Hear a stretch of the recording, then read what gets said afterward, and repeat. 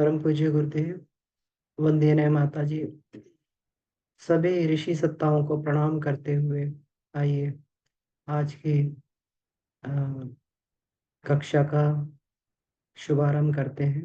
उनका संरक्षण प्राप्त करने की प्रार्थना करते हैं। ओम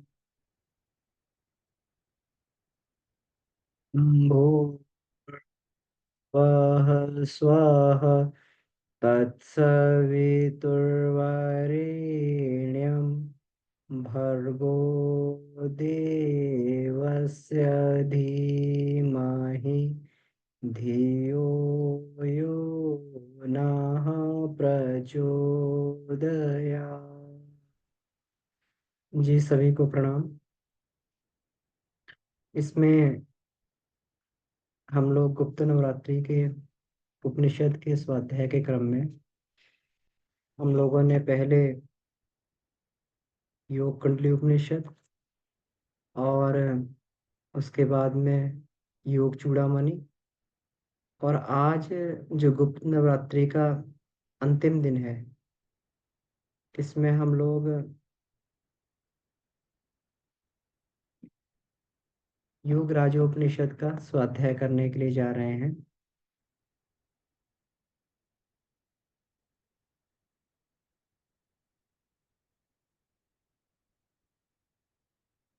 इसमें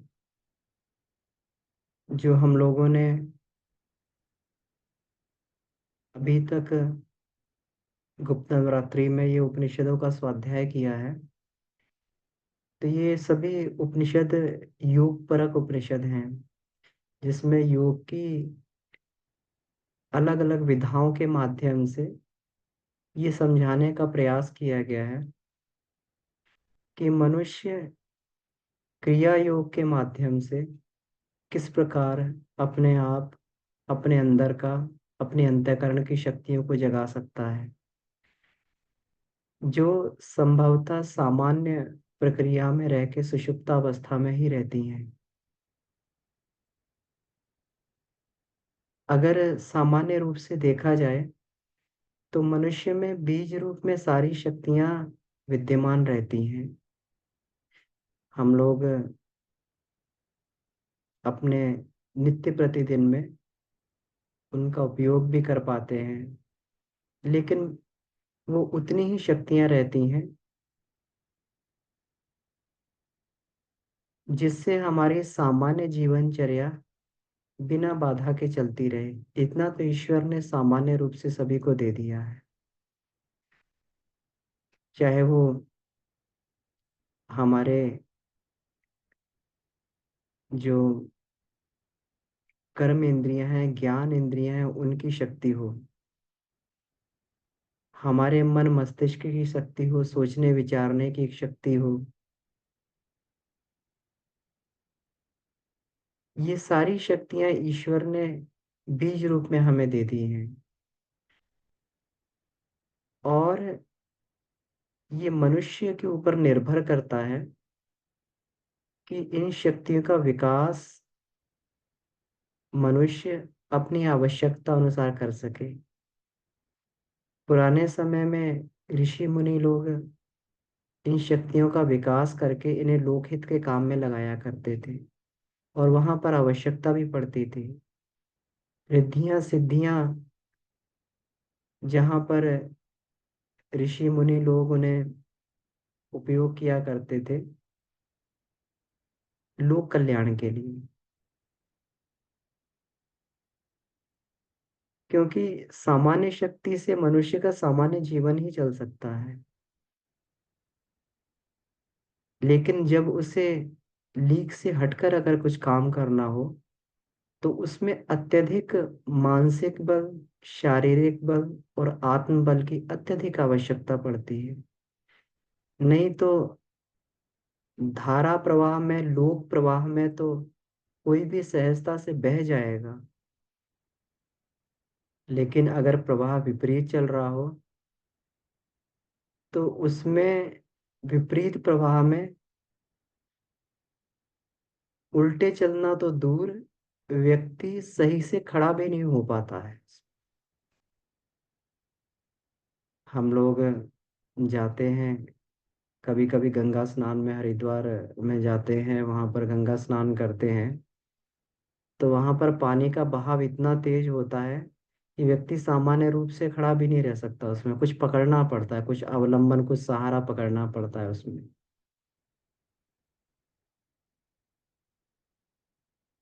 लेकिन जो तैराक होता है वो जो है उस धारा के विरुद्ध उसको चीर कर आगे बढ़ जाता है।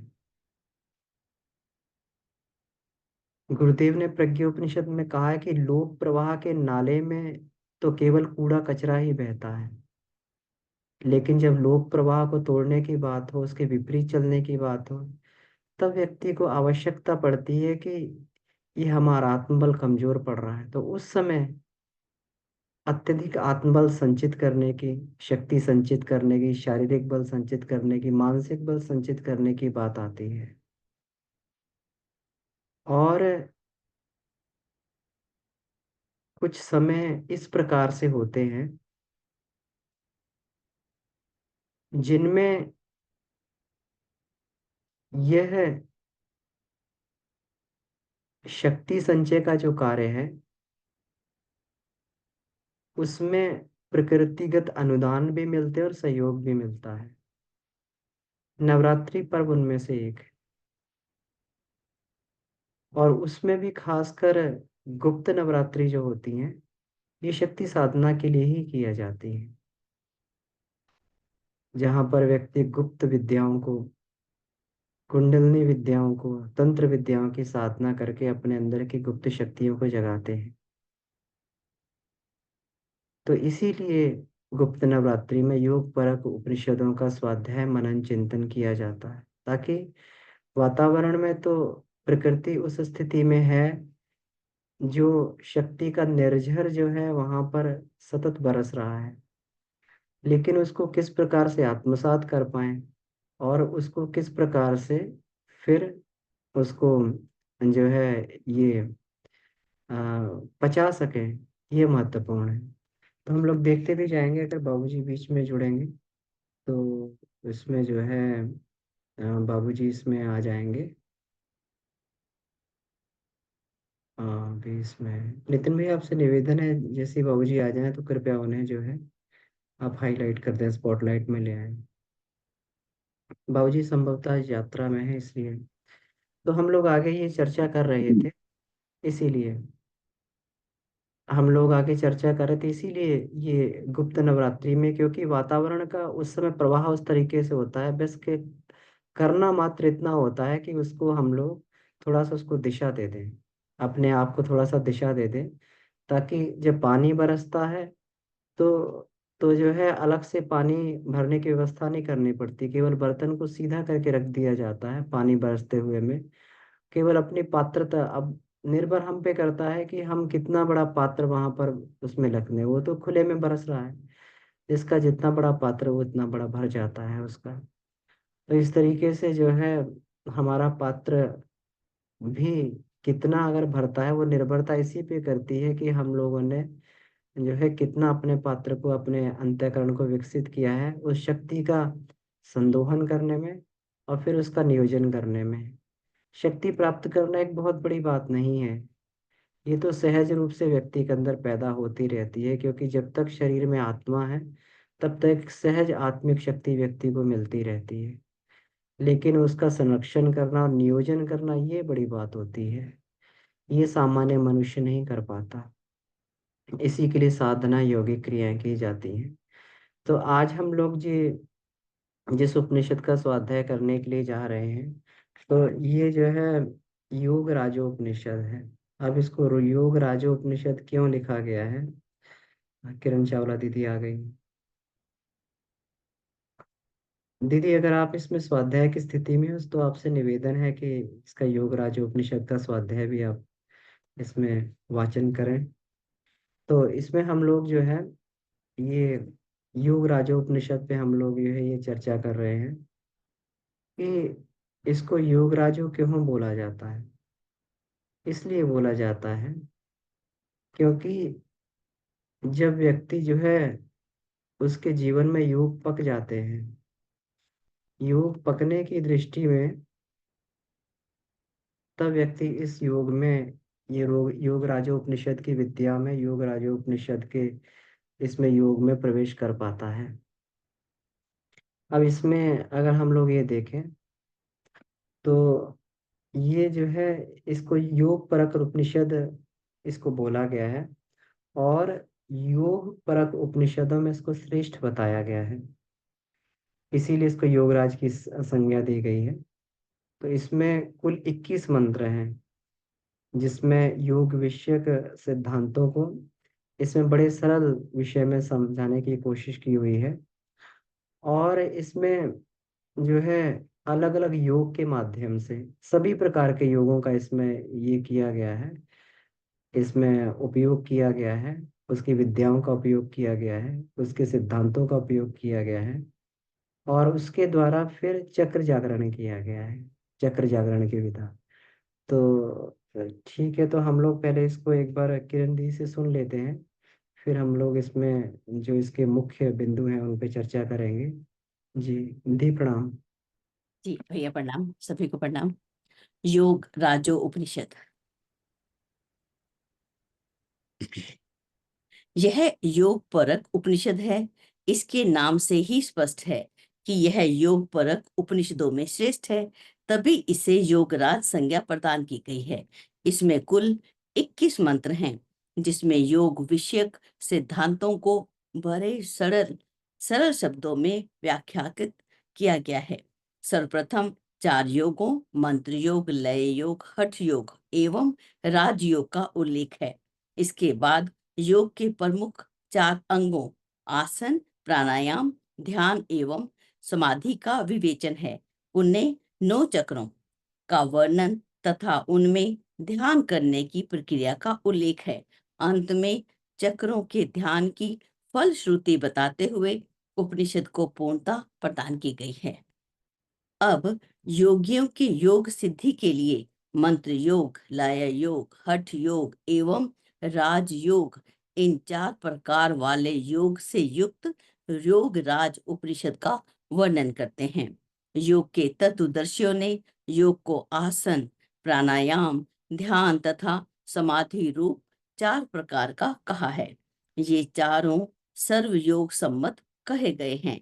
विद्वजन ब्रह्मा, विष्णु एवं शिव के मंत्रों का जप करें।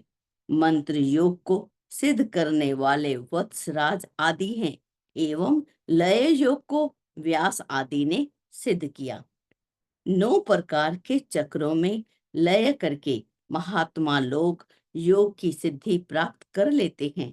3 बार आवृत भग की आकृति का प्रथम चक्र है, जिसको ब्रह्म चक्र कहा गया है। अपान के स्थान में काम रूपी मूल कंद स्थित है, उसको ही अग्नि कुंड एवं तत्व कुंडलिनी कहा है। उस ज्योति स्वरूप जीव रूपणी का मुक्ति की कामना से ध्यान करना चाहिए। उसी के मध्य में स्वाधिष्ठान नाम का दूसरा चक्र विद्वानों ने कहा है। रक्त वर्ण के अंकुर के समान प्रकाशमान पश्चिम अभिमुख एक लिंग स्थित है। वहां उदययान पीठ के अंतर्गत उसका ध्यान करते हुए संसार का आकर्षण करें। तृतीय चक्र नाभि चक्र है, उसके अंदर संसार की स्थिति कही गई है। उसके मध्य में 5 आवृत्ति वाली विद्युत के समान शक्ति का चिंतन करना चाहिए। उसका ध्यान करके विद्वान पुरुष समस्त सिद्धियों को प्राप्त कर लेता है। चतुर्थ चक्र नीचे की ओर मुंह किए हृदय में स्थित है, ऐसा जानना चाहिए। उसके मध्य में प्रकाश के रूप में हंस का ध्यान प्रयत्न पूर्वक करना चाहिए। उसका ध्यान करने से सारा संसार वशीभूत हो जाता है। इसमें किसी प्रकार का संशय नहीं करना चाहिए। पंचम चक्र कंठ चक्र कहा गया है। उसके वाम भाग में ईड़ा, दक्षिण भाग में पिंगला तथा मध्य में सुषुम्ना की स्थिति कही गई है। वहां पर कंठ चक्र में पवित्र प्रकाश का ध्यान करने से समस्त सिद्धियां मिल जाती हैं। छठा तालुका चक्र कहा गया है, जिसे घंटी का स्थान भी कहते हैं। उसे 10वें द्वार का मार्ग एवं राजदंत भी कहा जाता है। वहां पर शून्य में लय करने से मनुष्य निश्चित रूप से मुक्ति प्राप्त कर लेता है। सप्तम भ्रू चक्र है, उसे विद्या एवं बिंदु स्थान भी कहते हैं। वहां पर शून्य में मन को लय करने से मनुष्य निश्चित रूप से मुक्ति प्राप्त कर लेता है।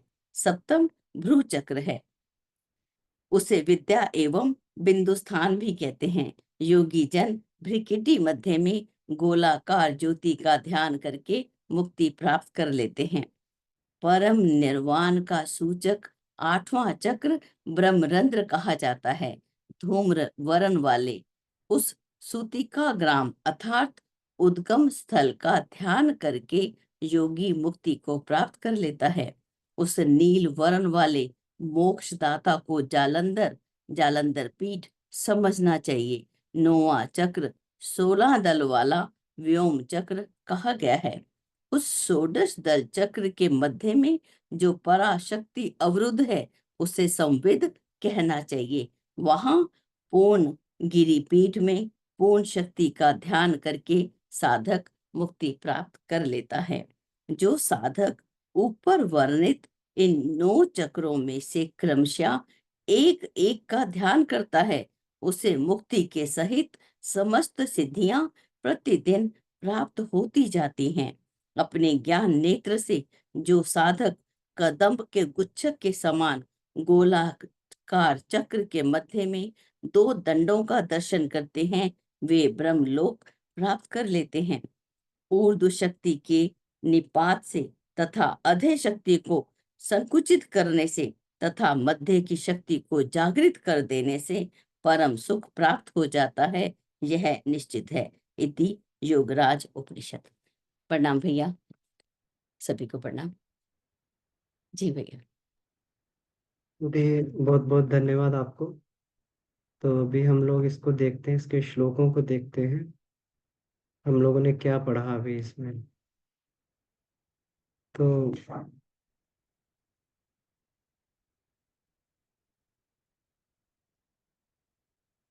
बहुत सुंदर वाचन इसमें किरण दीदी ने किया। हम लोग इसको देखते हैं एक एक करके। अगर बुक हो तो आपके पास है, बुक ले लेंगे, इसको देखेंगे। तो सबसे पहले इसमें ये कहा गया है कि ये जो उपनिषद में जो क्रिया योग बताया गया है, ये मंत्र योग, लय योग, हठ योग और राजयोग, इन चारों की एप्लीकेशन इसमें दी गई है। ये चारों की एप्लीकेशन करने से ही जो इसकी आगे की विद्या है, जो इसमें क्रिया योग बताया गया है, इसकी सफलता आती है। हम लोग ये देखें कि प्रारंभिक स्तर पे ये योग करने पड़ते हैं। जैसे मंत्र योग हो गया, तो जब हम लोग प्रारंभ करते हैं साधना का, तो कोई ना कोई मंत्र हर व्यक्ति को इसमें दिया जाता है अध्यात्म मार्ग में। क्योंकि मन जो है उस समय बहुत चंचलता वाली स्थिति में होता है। हर किसी की स्थिति ऐसी नहीं होती है कि बैठते ही उनका ध्यान प्रारंभ में ही लग जाए। अच्छा, मेरी आवाज कम आ रही है, 1 मिनट। भैया ठीक है भैया, बिल्कुल। अच्छा, ओके दी, ठीक है। तो इसमें मैं ये कहने का प्रयास कर रहा था कि प्रारंभ में हम सभी को मंत्र योग से प्रारंभ करना पड़ता है। ये इसलिए करना पड़ता है कि सभी की बुद्धि जो है या सभी के अंतःकरण उस स्तर का नहीं रहता है कि बैठते ही हम लोग एक शून्य अवस्था में पहुंच जाए, हमारा ध्यान लग जाए, समाधि में पहुंच जाए। शुरू में मन जो है इधर उधर भटकाव उसका जो है सहज स्वाभाविक रहता है। तो फिर उसको एक क्रिया में लगाया जाता है, और इस क्रिया को, इसको जो है ये बार बार रिपीटिशन की क्रिया बोलते हैं। जब रिपीटिशन की क्रिया बोलते हैं तो बार बार एक चीज को किया जाए तो फिर उसकी वेव्स निकलने लगती हैं, उसकी आवृत्ति बनने लगती है। और विज्ञान के छात्र जानते हैं कि जब किसी चीज की तरंगे बनने लगे तो वो चीज कितनी प्रभावी है। अब बार बार हार्मोनिक मोशन में किसी चीज को इसमें ये किया जाए, चलाया जाए, तो उसकी शक्ति बहुत अधिक बढ़ जाती है। अगर कहते हैं कि छत में भी कोई अगर एक गार्डर लटका दिया जाए रस्सी से बांध के, और उस गार्डर पे जो है एक रबड़ के कॉर्क से धीरे धीरे उस पर प्रहार किया जाए हार्मोनिक मोशन से, तो उसमें इतना तरंगे पैदा हो जाएंगे कि पूरी पूरी छत जो है उससे झंकृत होने लगेंगी। किससे? केवल एक छोटे से रबड़ के कॉर्क से जो है उसमें प्रहार करने से। तो फिर मंत्र योग में तो यहाँ अंतःकरण की जो मुख्य 24 इसमें ये बोली गई हैं, ग्रंथियां बोली गई हैं। जब व्यक्ति उच्चारण करता है तो जो हमारी जीभ है, दंतोष्ठ है, जो हमारा जो है तालु है, इन सब के जो है सबके यहाँ से जो है कुछ नाड़ियों का उद्गम स्थान है। और ये नाड़ियाँ 24 महत्वपूर्ण जगह पे जाकर, और जो 24 महत्वपूर्ण शरीर में अलग अलग ग्रंथियां उनको झंकृत करती हैं जाके। जब झंकृत करती हैं तो उनमें से एक एक जो है झंकार, एक वैदिक स्वर निकलने लगता है। जब व्यक्ति सितार बजाता है तो एक जगह पे वो उसको हिलाता है, एक जगह तार को ये करता है, और अलग अलग दूसरे हाथ से अलग अलग जगह पे उसको दबाता भी है। एक जगह से तो तार में झंकार पैदा करता है, दूसरे से जगह उसको जो है उस तार के स्थान को दबाते हैं, तो उससे अलग अलग स्वर लहरी पैदा होती है। इसी तरीके से जब ये झंकार हमारे यहाँ से जब मुख से प्रारंभ होकर अलग अलग स्थानों में जाती है, तो वहां से उन ग्रंथियों से कुछ कुछ शब्द, एक गुप्त शब्द जो है, सूक्ष्म शब्द निकलते हैं। और वो सूक्ष्म शब्द जो है वातावरण की सूक्ष्म शक्तियों को आकर्षित करते हैं। तो एक प्रवाह बन जाता है साधक के आसपास में। और जो साधक जो है उसको ध्यान इत्यादि के माध्यम से प्राप्त नहीं कर पा रहा था, उस प्रवाह से, उस दिव्य प्रवाह से जुड़ने के बाद में उसको प्रकृति के अनुदान मिलने लगते हैं, शक्ति मिलने लगती है। उसको जो है प्रकृति के विभिन्न विभिन्न उसको उसके अंदर ये मिलने लगते हैं, अनुदान मिलने लगते हैं। तो मंत्र योग जो प्रभावी है, इसलिए हम लोग इसमें ये करते हैं जी। बाबूजी प्रणाम। तो हम लोग इसमें मंत्र योग प्रारंभ में इसको जो है सिद्ध करते हैं। तो मंत्र योग से जो है विद्युत इलेक्ट्रोमैग्नेटिक जो हमारा ये बनता है, स्पेक्ट्रम बनता है, इससे साधक को विविध प्रकार की इसमें रिद्धियां सिद्धियां मिलती हैं, विविध प्रकार की शक्तियां उसके अंदर आती हैं। मंत्र योग।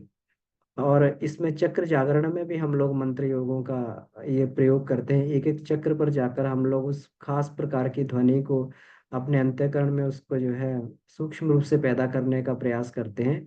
या फिर कोई भी मंत्र इसमें जो बताया गया है आगे वाले इसमें, कि ब्रह्मा विष्णु शिव के मंत्रों का जप करें। तो ये है प्रारंभिक स्तर में हमें ये मंत्र योग में तो अपने आप को लगाना ही पड़ता है। दूसरा इसमें लय योग बोला गया है। जब मंत्र योग करते हैं तो धीरे धीरे मन का लय होने लगता है।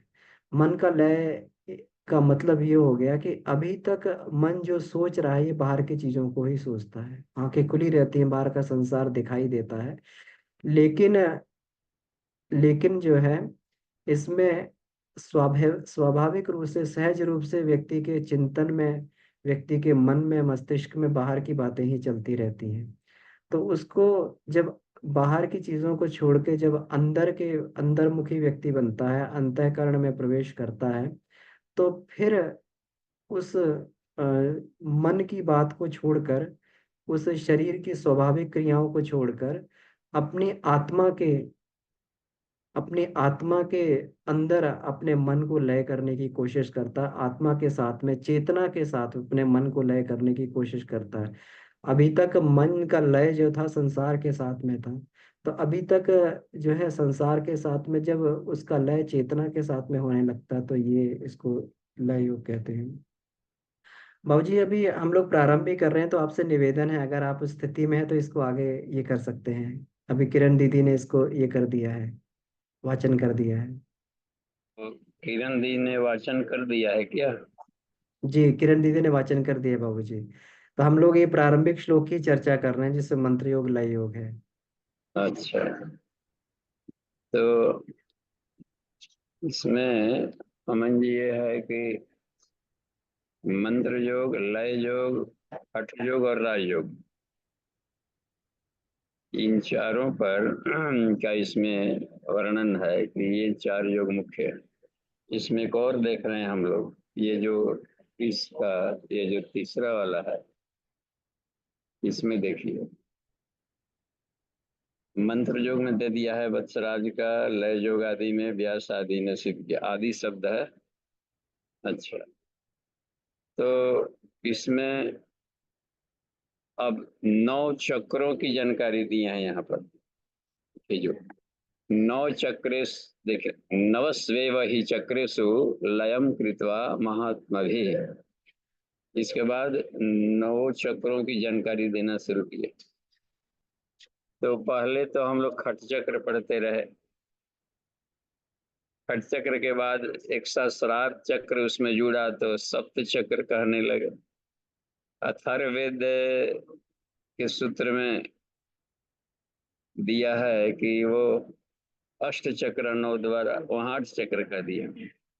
और इसमें एक नई बात मिल रही है कि 9 चक्र, इसमें अष्ट चक्र 9 द्वारा, इसमें 9 चक्र है। तो यदि कोई कह दे कि 9 चक्र 10 द्वारा, तो भी हमें कंफ्यूज नहीं होना चाहिए। तो शरीर के भीतर में 9 चक्र कैसे गिनाया है, अब इसमें देखिए। प्रथम मूलाधार चक्र, मूलाधार को इन्होंने ब्रह्म चक्र कहा। देखिए मूलाधार को यहाँ पर ब्रह्म चक्र कहा।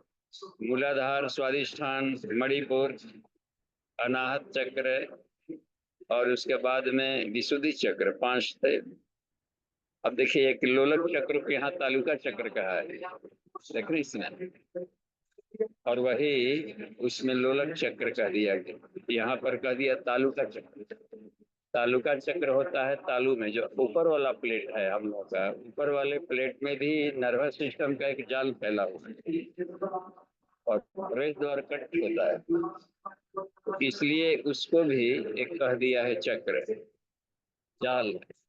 जहाँ पर हम लोग खिचड़ी मुद्रा से घर्षण करते हैं तो ऊपर से रस निकलता है खिचड़ी का, इसका मतलब है कि सेंसरी नर्व्स का वहां पर जाल होगा तालुका वाले। और उसके बाद में अब देखिए आज्ञा चक्र को 2 भाग इन्होंने किया, पूज्य गुरुदेव पिनियल और पिट्यूटरी को मिलाकर आज्ञा चक्र कहते हैं। जब वो अब यहाँ पर आज्ञा चक्र को, पिनियल को अलग, पिट्यूटरी को अलग किया। पिट्यूटरी को इन्होंने बिंदु चक्र करके यहाँ पर इसमें लिया है, और पिनियल को इन्होंने फिर वहां पर ब्रह्मरंध्र चक्र का है, 3rd वेंट्रिकल के पास में। तो इस तरीके से पिट्यूटरी अलग, पिनियल को अलग किया, क्योंकि एक बॉडी सिस्टम को करता है और एक है साइको है, यानी मन को नियंत्रित करता है, चेतन अचेतन सुपर चेतन को, तीनों को पिनियल ग्लैंड है। और एक मस्तिष्क वाला ऊपरी को व्योम चक्र का। तो काउंटिंग में 9 हो गए, 5 चक्र तो विशुद्धि तक हो गया। एक है तालुका चक्र जिसको लोलक कहा गया अन्य जगह। एक हो जाता है बिंदु, यहाँ पर जहाँ पर भ्रिकुटी वाला, पिट्यूटरी वाला एरिया, ऑप्टिकाइजमा के पास वाला, यानी हाइपोथैलेमस को एक्टिवेट करने वाला। और उसके बाद में पीछे वाला हो गया पिनियल ग्लैंड, 3rd आई वाला, उसको कह दिया इन्होंने ब्रह्मरंध्र है, ब्रह्मरंध्र के पास है। और एक हो गया व्योम चक्र। अब इसमें देखिए जो 6वां वाला मंत्र है अमन जी, इस 6वें मंत्र में एक बात कही है, ये बहुत काम की बात है। अपाने मूल कंदाख्यम, अपान में मूल कंद, काम रूपी एक प्रकाशमान, वहां प्रकाश का ध्यान देना। देखें काम रूपी च तत् जगुः, इसका मतलब होता है कि हमें प्रकाश का ध्यान करना है। कहाँ? मूल कंद में। मूल कंद कह दिया गया है जिससे कि कॉक्सिक्स वाला एरिया पूरा हम लोग इसे देख लें, पूरा स्वादिष्ठान यूं, और देखिए नीचे आया, नीचे में यूं एक और भी कंद है, बर्ड की तरह लगता है कॉक्सिक्स को। तो साइक्रल और कॉक्सिक्स की बनावट यदि हम देखें तो लगता है कि वो मूल मूल कंद वहां पर उसको बोला बड की तरह है। तो कॉक्सिक्स वाला रीजन को यहाँ पर एक बोल रहे हैं जहाँ की मूलाधार बाहर निकलता है। अपाने मूलकंदाख्यम, यहाँ पर देख रहे हैं, अपाने मूलकंदाख्यम काम रूपम, काम ऊर्जा है वहां पर। और जगु, और वहां पर एक ऊर्जावान प्रकाश का हमें ध्यान करना है। तदेव वहनी कुंडम, उसी को अग्नि कुंड कहा गया, प्राणाग्नि का वो केंद्र है। तदेव वहनी कुंडम स्यात्, अग्नि कुंड भी उसका एक नाम है। और दूसरा तत्व कुंडलिनी तत्व, उसको तत्व कुंडलिनी भी कहा जाता है। तो एक बहुत अच्छी बात यहाँ पर बताई है। और अब शुरू कर दिया है, तत् जीव रूपिणी ध्यान, वहां पर ज्योति स्वरूप जीव रूपिणी का ध्यान करना चाहिए। और वहां पर ध्यान से एक बात बताई कि इस ध्यान से मुक्ति मिलता है। इसका मतलब है कि हमारी काम वासनाएं वहां से मुड़ करके यूटर्न लेकर के आत्मा के साथ जुड़ती है। हमारी वासना देह और इंद्रियों के चिपकाव से हट करके आत्मा की तरफ मुड़ जाती है। तो ये बहुत बड़ी बात है। और इसमें देखिए, स्वादिष्ठानम द्वितीय स्यात् चक्रम तन मध्यम विदुः, उसी के मध्य में। अब मध्य शब्द यहाँ पर क्या कह दिया कि कुंडलिनी के मध्य में, तो सैक्रल और कॉक्सिजियल प्लेक्सस को मिला करके कुंडलिनी हुआ। कुंडलिनी के मध्य में, इसका मतलब होता है कि स्वादिष्ठान वाला एरिया में, स्वादिष्ठान चक्र का, उसमें एक और भी देखिए प्रबाल अंकुर शब्द का प्रयोग किया है, इसमें देख रहे हैं ना यहाँ पर। स्वादिष्ठान द्वितीय चक्रम पश्चिमाभिमुखम लिंगम प्रबालांकुरम सन्निभम। रिंगनी देखते हैं, एक होता है रिंगनी, रिंगनी नहीं उसको नहीं नहीं नहीं, उसको क्या बोलते हैं अमन जी?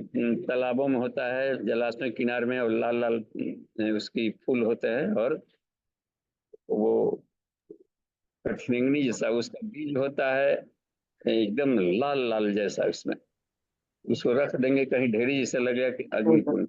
हाँ, हम लोग तरफ उसको रिंगनी इसी से बोलते हैं, कटरिंगनी जैसा छोटा छोटा है।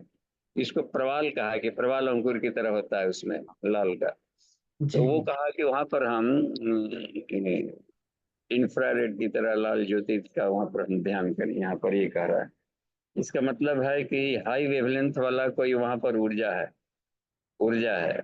और हीट हीट प्रोड्यूसिंग वाली कोई ऊर्जा होती है, वही को उसको लाल कह देता है। जहाँ लाल शब्द है तो समझिए कि वहां पर ऊर्जा का कोई घनीभूत रूप है। एनर्जी को लाल कहते हैं और चेतना को व्हाइट कहा गया। पिछले हम लोग जब योग चूड़ामणि उपनिषद पढ़ रहे थे, तो उसमें इंदु और सूर्य का है, चंद्रमा कह दिया है ऊपर को इंदु, उसमें कहा वीर्य को इंदु कह दिया, और रजो रवि, रज को रवि कहा है, और रवि को कह दिया एक नीचे, तो कुंडलिनी वाला एरिया में। तो इसको कह दिया, इसे देखिए यहाँ पर लाल प्रबाल अंकुर शब्द का है। और इसको भी यदि ध्यान किया जाए, यहाँ पर देखिए ये लिख रहे हैं, इसमें देखिए ये पश्चिमावलोक तत्सद है। तो इसमें कह दिया है प्रबलांकिरम तेनेन्द्रिय पीठम ध्यायेत, इसका ध्यान करने से मुक्ति मिलती है। यहाँ भी देखिए ये, इसको ध्यान करते हुए संसार का आकर्षण करें। तो रूप रस गंध शब्द स्पर्श ये सब जल से बने हुए हैं, तो यही आकर्षित करता है जीव को संसार। तो रूप रस गंध शब्द स्पर्श पर नियंत्रण होता है स्वादिष्ठान चक्र से। और अपने भीतर में कोई शक्ति चालनी मुद्रा से ध्यान करें। देखिए शक्ति चालनी मुद्रा इसलिए करें कि अंतिम वाले सूत्र में देखिए, सीधे लास्ट में देखते हैं हम लोग, तो लास्ट में शक्ति चालनी का बड़ा अच्छा इसमें प्रयोग बताया है। 21वां वाले मंत्र को देखिए, इसमें एक ऊर्ध्व शक्ति निपात, निपात देखते हैं यहाँ पर, ऊर्ध्व शक्ति निपाते ना, इसका मतलब है कि क्रेनियल क्रेनियल मसल्स को हम कॉन्ट्रैक्ट करते हैं, तो वहां से प्राणन की क्रिया होती है। अधः शक्ति निकुंचना, और पेरिनियल मसल को कॉन्ट्रैक्ट के ऊपर खींचते हैं, तो प्राणापान की क्रिया इसमें होती है। तो जिस चक्र पर ऐसा किया जाएगा, तो मध्य शक्ति प्रबोधन, बीच में उसकी पंखुड़ियां खुल जाती, जायते परमम सुखम, जायते परमम सुखम, इससे परम सुख की प्राप्ति होती है, परम सुख की प्राप्ति होती है। तो यदि संसार के आकर्षणों से अपने आप को अपना नियंत्रण करना है पूरे पदार्थ जगत पर, तो हमें स्वादिष्ठान चक्र पर उसको शक्ति चालनी मुद्रा करेंगे। पहले तो मूलाधार पर किया जाए, उसके बाद स्वादिष्ठान चक्र पर करें। तो स्वादिष्ठान चक्र पर करने से कह रहा है कि जिस ऊपर एक ऐसे हम ब्लैडर की कल्पना करें जिसमें हवा भरा हुआ हो, और नीचे से भी दबावें, ऊपर से भी दबावें, तो उसके साइड में वो बल्ज करेगा। तो जिस भी चक्र पर प्राणापान की क्रिया होगी उसके पंखुड़ियां खुलेगी ही खुलेगी।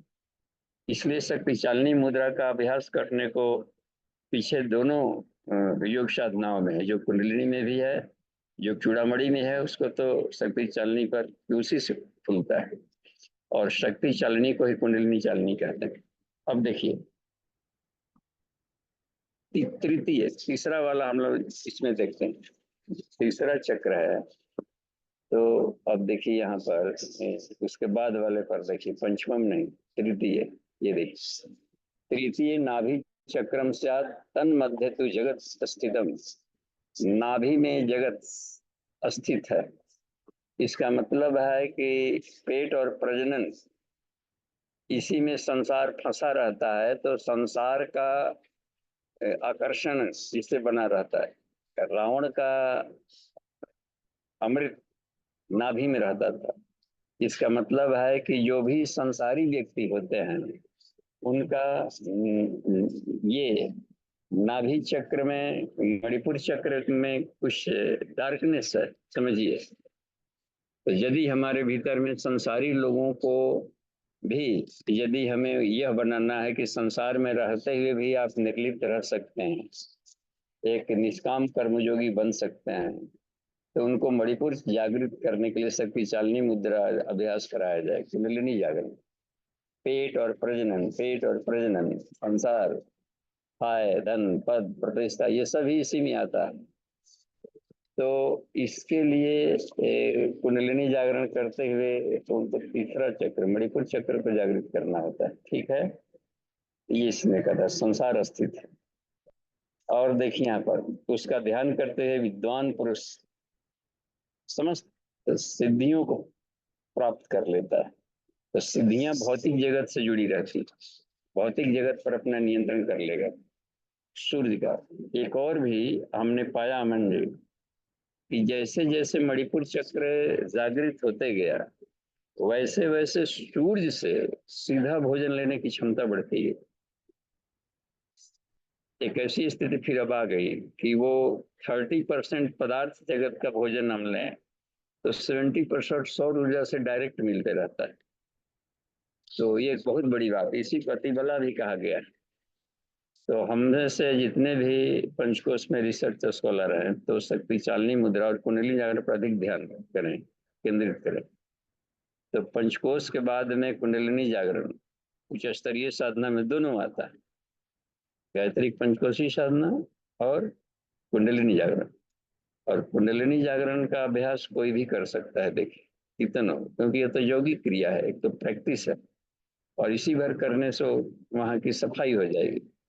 तो जब मणिपुर चक्र का क्लीनिंग हो जाएगा, प्राणी क्लीनिंग हो जाएगा, तो ऑटोमेटिक वो सूर्य से अपना संबंध जोड़ लेता है और सौर ऊर्जा से अपने शरीर को चार्ज करना शुरू करेगा। अच्छा, और जठराग्नि जो बढ़ जाती है, तो थोड़े से ही भोजन को वो बहुत सारे उसमें से ऊर्जा निकाल लेगा। एक और भी बात इसमें मिलता है, किसी भी एक भोजन पर आदमी रह सकता है लंबा, जैसे दुर्वासा दूब खा कर रह गए और दुम्बर गुलर खा के रह गए। निमी ऋषि एक थे, नीम पर ही सेवन पर रहते थे, और मोदगल ऋषि मुदगल मूंग खाकर जीवन बिता लिए, पिपलाद पीपल खाकर। कुछ गुरुदेव लिखते हैं कि एक ही चीज से सारा उसको कैसे मिल गया, सारे तत्व, जबकि यहाँ बैलेंस डाइट में थोड़ा सा ये लें वो लें, ढेर सारी सब्जियों की वैरायटी आदमी करता है। गुरु जी कहते हैं खावन, एक मिलावन, एक खावन। तो उन्होंने ही लिखा है कि जब पूर्णमदः पूर्णमिदं, ईश्वर पूर्ण है और संसार भी है और सर्वम खलु इदं ब्रह्म, ईश्वर को सर्वव्यापी माने। तो किसी भी एक तत्व में तो ईश्वर यदि उसमें है तो उसमें सारी शक्तियां हैं। तो जैसे टमाटर ले, हमने 6 महीना टमाटर पर रहा है, 6 महीना सूरन सूरन पर रहा है, सूरन ओल खाकर। तो इसी को जांचने के लिए थे कि मणिपुर चक्र काम कर रहा है कि नहीं। उसमें लिखे हैं वो कि गुरुदेव लिखते हैं कि जैसे मान लीजिए कि टमाटर में कैल्शियम प्रदान कर दिया गया, तो इसका मतलब ये नहीं कि और सारे रसायन नहीं है। तो सभी रसायन उसमें है, जो डोमिनेंट है उसको उसी के नाम से सेहरा बांध दिया जाता है। तो बाकी भी उसमें है तत्व, तो जो शरीर में जिस तत्व की जरूरत है उसको उभार देगा, अजवाधिक है उसको दबा देता है। ये मणिपुर चक्र का काम। इसी के आधार पर कोई भी एक तत्व खा के आदमी रह सकता। तो हमने देखा कि ये बिल्कुल सही काम कर रहा है, कोई दिक्कत नहीं आई 6 महीना में। 180 किलो टमाटर खाए, आधा किलो सुबह आधा किलो शाम, तो देखे कि शरीर में कुछ भी कमी नहीं और शरीर लाल हो गया, ब्लड ब्लड बढ़ जाता है। से ओल खा कर फिर हमने देखा तो इसमें भी कोई दिक्कत नहीं आई।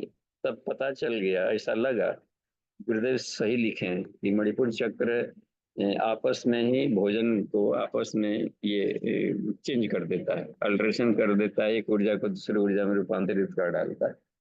तो इस तरीके से संसार के बंधनों से मुक्ति भी होगी और सिद्धियां मिलती जाएगी, ऊर्जा की कमी नहीं होगी। हौसला, जोश, उमंग, उत्साह, जोश न ठंडा होने पर ये उनके लिए है संभव जिनका मणिपुर चक्र को जागृत किए।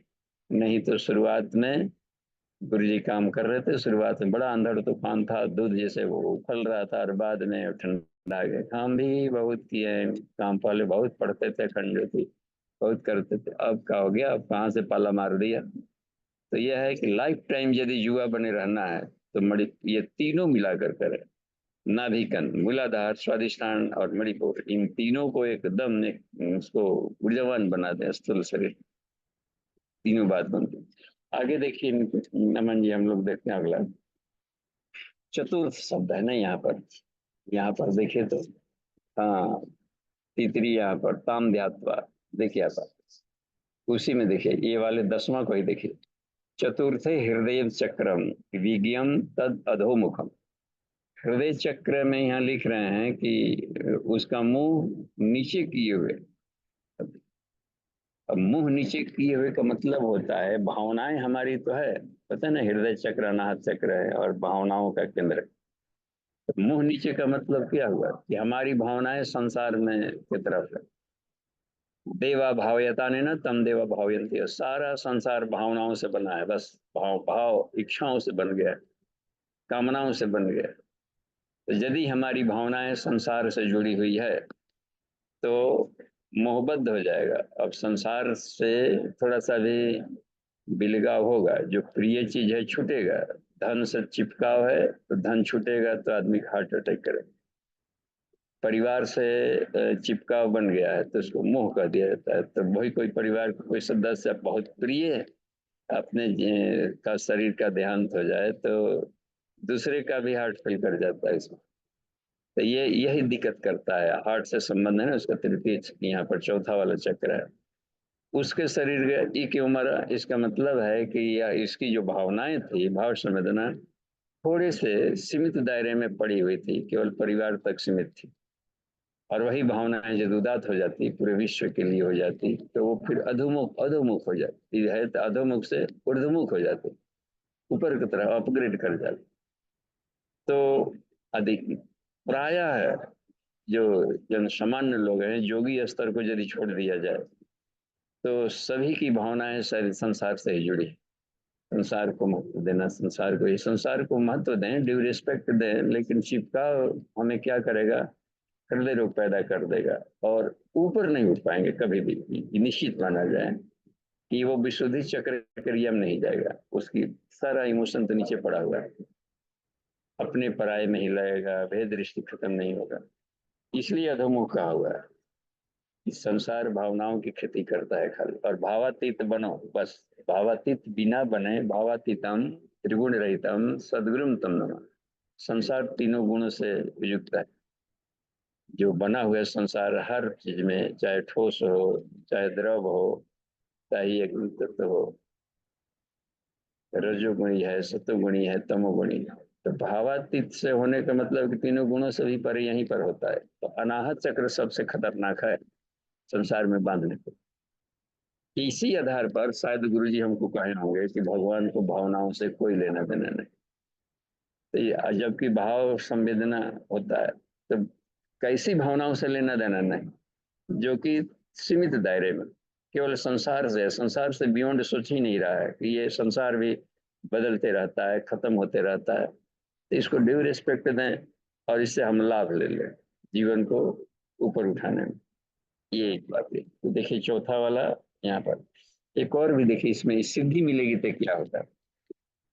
ज्योति रूपम चतन मध्य हंस ध्याय प्रयत्न, यहीं पर सोहम साधना की आवाज आएगी, क्योंकि श्वास लेंगे तो यहीं से यूटर्न लेता है। तो इसलिए कहा कि हंस का ध्यान करें। यहीं पर सोहम, सोहम वाली ज्योति है, जप और ध्यान। एक और देखिए, तम ध्यायतो ध्यायते जगत सर्वम वस्य स्यात् नात्र संशय। इसमें कोई संशय नहीं कि संसार पर बस अपना नियंत्रण हो जाएगा भावनाओं के द्वारा।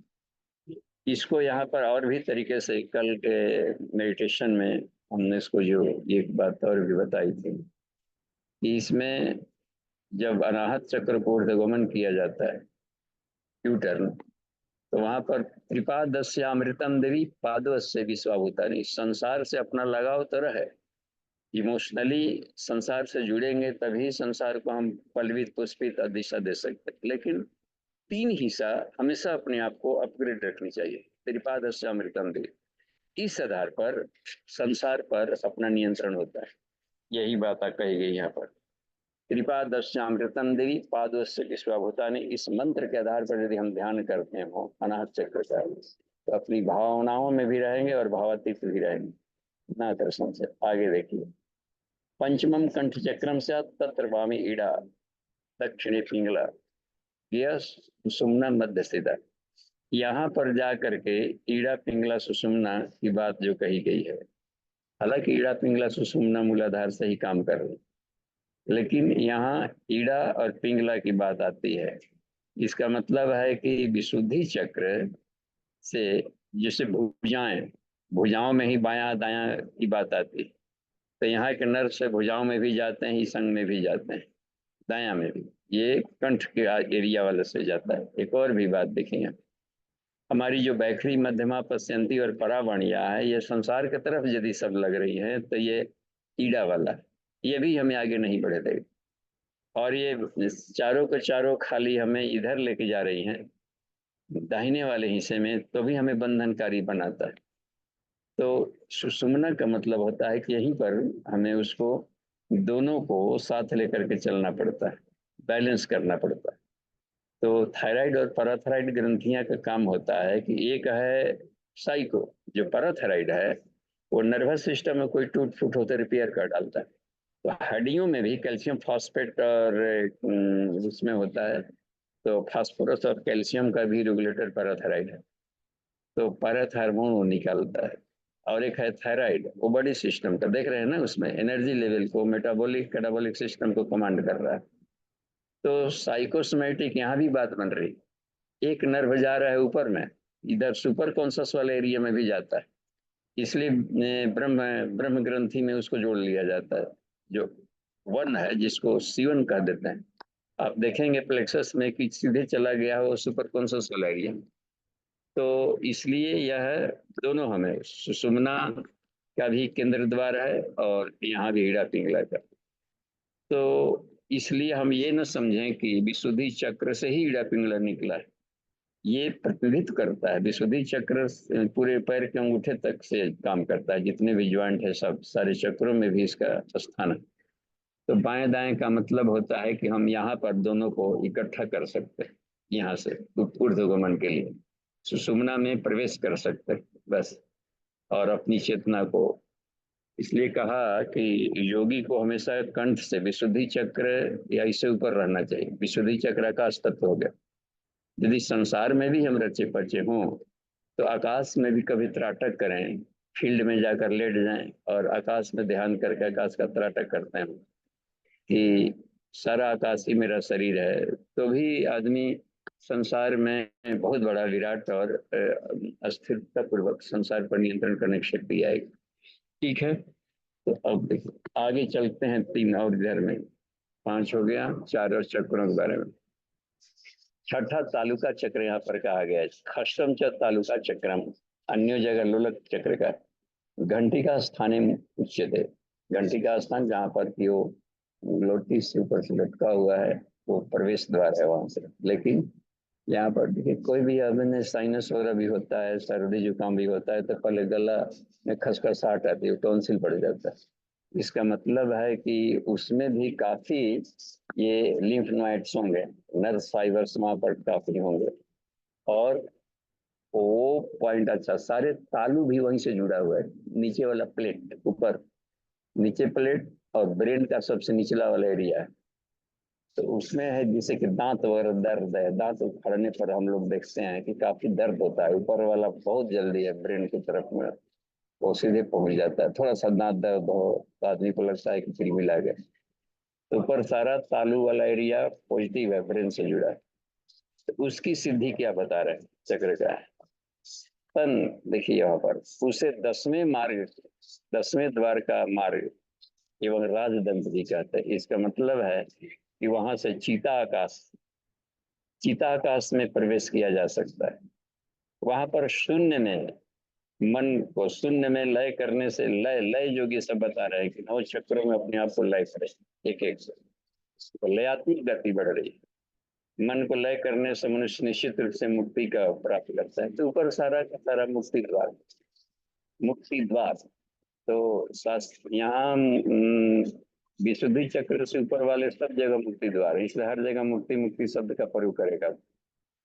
छठवां यहाँ पर देखिए उसे 10वें द्वार का मार्ग कहते हैं, निश्चित रूप से मुक्ति प्राप्त कर देता है। भ्रू चक्र देख रहे हैं यहाँ पर 7वां को, तो भ्रू चक्र का मतलब होता है पिट्यूटरी वाला एरिया। सप्तमम भ्रू चक्रम सप्तमम विद्या, देखिए बिंदु स्थानम तद्विद, उसको बिंदु स्थान कर दिया गया। तो बिंदु मस्तिष्क को वहां पर रखते हैं। वहां पर यदि प्रकाश का ध्यान किया जाए, जैसे त्राटक में बाहर सूर्य को देखे, ठीक आंख बंद किए तो आंख बंद करके फिर देखे अपना पिट्यूटरी ग्लैंड वाले एरिया पर प्रकाश बांधकर, तो वो जागृत हो जाता है। तो उसी पर प्रकाश का ध्यान करें, वहां से तो वो मास्टर ग्लैंड है ना, सारे हार्मोनल सिस्टम पूरे बॉडी पर वो नियंत्रित करता है। और उसे वेधक क्षमता आती है आंखों में भी। आंखों से हम प्राण संप्रेषण किसी को कर सकते हैं, कब? जबकि इसी वाले एरिया को ऑप्टिकाइज्मा वाला, जिसको बिंदु स्थान कहा गया है, तो उसको जागृत किया जाए। रुद्रो ललाटे। आगे देखिए, देखते ना भ्रिकुटी मध्य में गोलाकार ज्योति का ध्यान करके मुक्ति प्राप्त करते हैं। यहाँ भी मुक्ति शब्द का प्रयोग कर दिया। तो संसार के देखने की शैली में वेधक दृष्टि आ जाती है। जैसे कोई व्यक्ति आ रहा है, बड़ा सुंदर है, बड़ा सुंदर है, बड़ा सुंदरी है, चमड़ा देखे और उसके देखिए भीतर सब थोड़ा सा क्लियर भीतर देखिए, हथड़ियां हैं, वो सब है, कितना उसमें लगेगा। और भीतर जाइए तो इसमें अभी आधा पचा हुआ भोजन, ना पचा भोजन, पूरा पूरा का पूरा जलकर फिर उसको देखने लगी, उसके भीतर में हड्डियों का ठठरियां टहल रही है। तो थोड़ा सा भी ये विधक डाला जाए तो आदमी को जो बाहर का ढक्कन वाला है, इसके आकर्षण से आदमी परे होते चले जाता है। तो ये भी मुक्ति करा देता है कि थोड़ा सा हम गहराई में देखें कि उसका एनाटॉमी जब देखेंगे तो पता चल जाता है कि जैसे प्रकाश फैल रहा है। और जाकर देखिए 8वां क्या बोल रहे हैं, अष्टमम ब्रह्मरंध्रम से, ब्रह्मरंध्र कहा जाता है उसी को, थर्ड वेंट्रिकल वाला एरिया को। तो जहां पर पिनियल है उस स्थान को देखिए क्या बोल रहे हैं, सप्तमम जिसको कह रहे हैं कि अष्टमम ब्रह्मरंध्रम से परम निर्वाण सूचकम, यहाँ पर निर्वाण, इसका मतलब होता है ज्ञानेंद्रियों पर वो नियंत्रण करता है। आंखों वगैरह पर भी नियंत्रण वही करेगा।